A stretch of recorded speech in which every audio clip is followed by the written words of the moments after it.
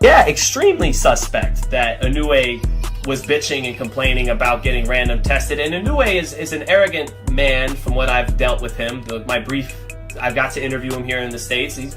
I'm a big fan of him as a fighter. But he is a little arrogant, and he is a little bit used to having his way and having his ass kissed and treated like a king at home in Japan. So he showed that entitlement when Vata was like, yeah, it's random. What the fuck do you think is the point of us testing you? Of course it's random.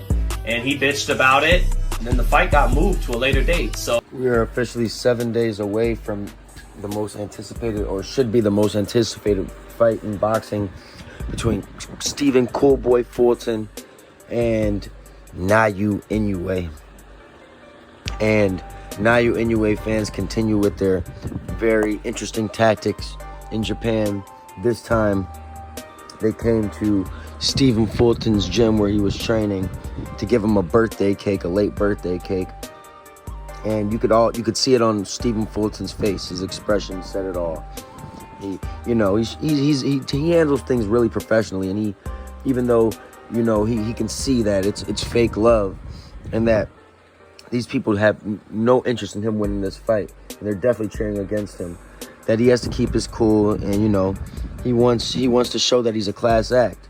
But he knows, I think they knew good and well, and I think he knew good and well from the very minute he got that cake that he wasn't going to touch or eat that cake. So once again, one of their tactics. Coolboy Stephen Fulton is going to win this fight. There was a guy by the name of Sean Zattel who came out and spoke and said that, Naoya Inoue was suspect because this fight was supposed to happen a while back, and he never wanted to take a test, and he's a very arrogant guy, and he likes doing things his way. And I don't think come July 25th, we'll need to make any excuses at all. This fight will be won by Coolboy Stephen Fulton because he's going to bring a different dynamic that Naoya Inoue hasn't seen before. Naoya Inoue fans are blinded.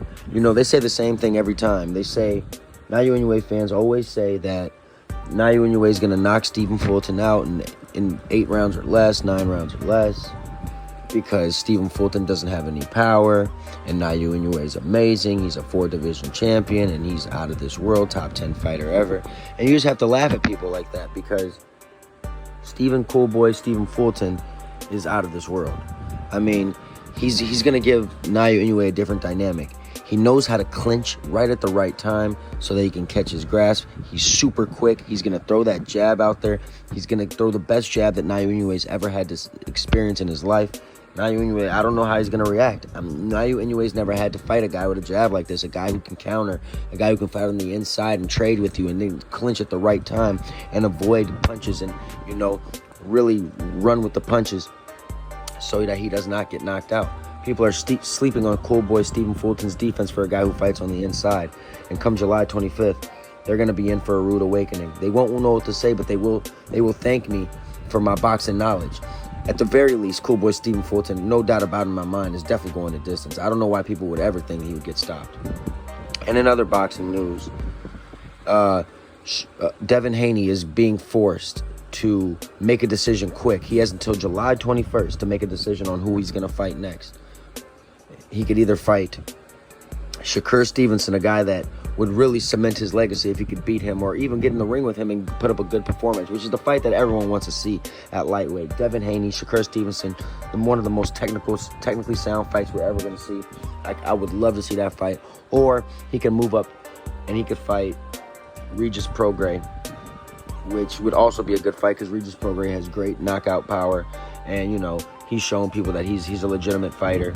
But I'm not a big fan of Regis Prograis' footwork, and I think that you would favor Devin in that fight. And knowing Devin, he's going to look for the smartest business move possible. So I think he's going to end up picking Regis Prograis next, as opposed to Shakur Stevenson. And I think once again Shakur Stevenson will have to wait and he'll get the short end of the stick.